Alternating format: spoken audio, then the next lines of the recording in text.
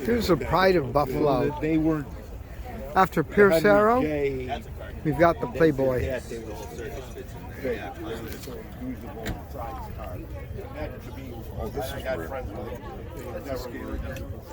Playboy motor car. Oh yeah. 3-speed overdrive. Total built 98, 1 in 47, 96 and 48, and 1 in 49. Lou Horowitz formed the company with the vision of producing a champion car for the family, sporty, economical, and fun to drive.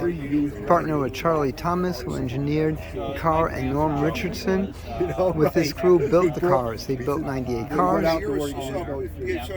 Interesting, all steel unibody with steel retractable top.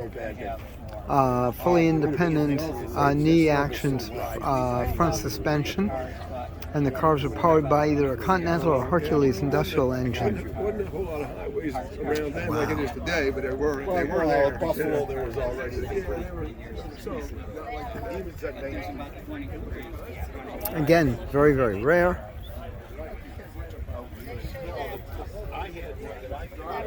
Fantastic. This one is from Williamsburg, up in New York. Is it Williamsburg? Hang on a second, I'll tell you in a few minutes. Williamsville, New York. Yeah.